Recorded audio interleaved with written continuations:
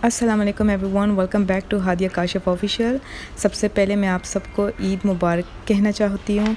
आप सबको बहुत बहुत ईद मुबारक और उम्मीद करती हूँ आप सब खैर खैरियत से होंगे और मज़े में होंगे। और जैसे आप देख रही हैं यहाँ पर दोपहर का टाइम था, कल ईद है और आज मतलब चांद रात थी।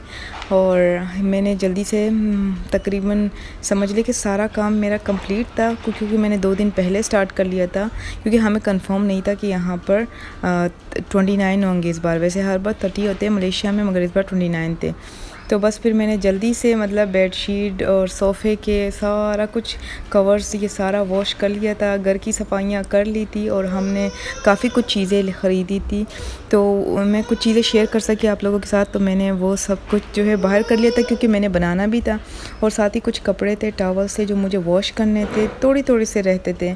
और जो रमज़ान के लिए चीज़ें हमने ली थी वो सारा मैंने साइड पे कर दिया। मैंने कहा नेक्स्ट ईयर काम आएगा। तो लास्ट इफ्तारी थी, वो भी मैंने बना ली। बस मैं शॉर्ट क्लिप आप लोगों के साथ शेयर कर रही थी।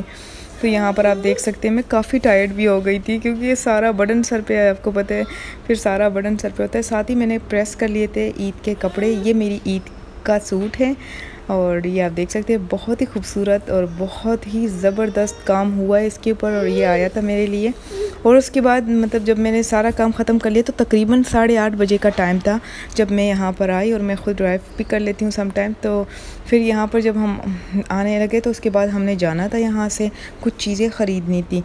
तो उसके लिए फिर हम यहाँ से निकल रहे थे, क्योंकि काफ़ी सारी रश था यहाँ पर रास्ते पे, रोड पे, क्योंकि काफ़ी सारे लोग थे जिन्होंने अपने घर भी जाना था और कुछ नहीं यहीं रहना है। स्पेशली जो मलेशियन लोग होते हैं वो अपने घर जाते हैं ईदों पे, और जब इस तरह के बड़े बड़े वीकेंड वाले टाइम होते हैं तो ये मतलब अपने घरों पे जाते हैं, अपनी फैमिली के साथ अपना टाइम स्पेंड करते हैं।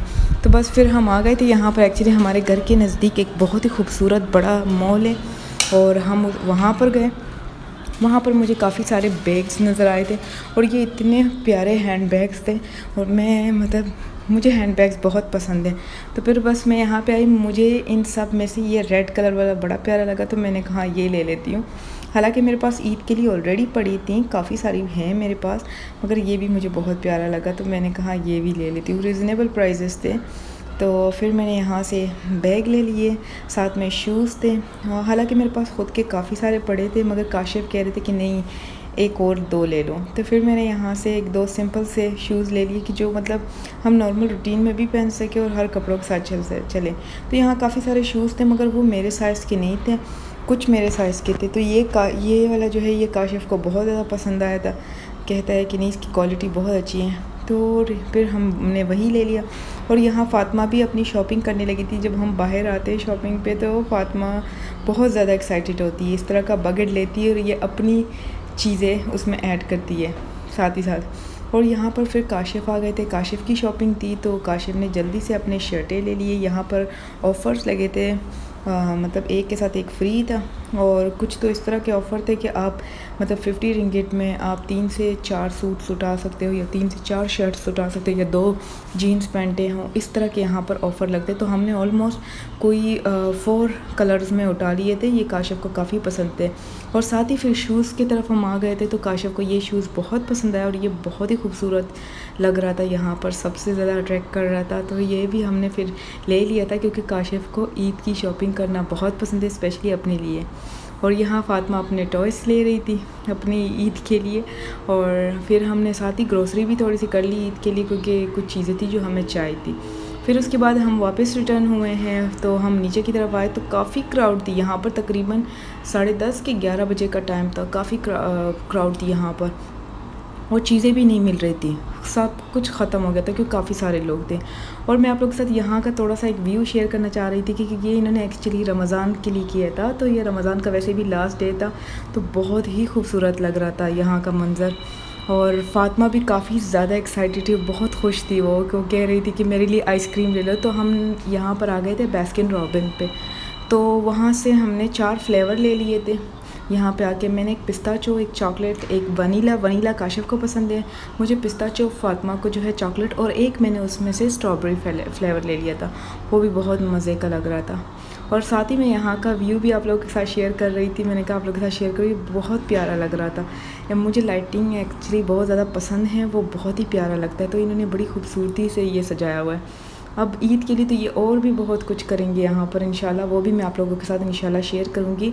और यहाँ पर कुछ गिफ्ट थे इन्होंने जो बनाए थे, वो भी मैंने कुछ उठा लिए क्योंकि मुझे किसी को गिफ्ट करने थे लोगों को। और साथ ही मैंने ये अपने रूम के लिए और गैदरिंग के लिए ये मैंने 1-2 चीज़ें यहाँ से उठा ली थी। और यहाँ पे काफ़ी रिजनेबल प्राइसेस थी, जैसे आप देख सकते हैं 1-1 रिंगिट के 2-2 रिंगिट के पड़े थे यहाँ पर चीज़ें।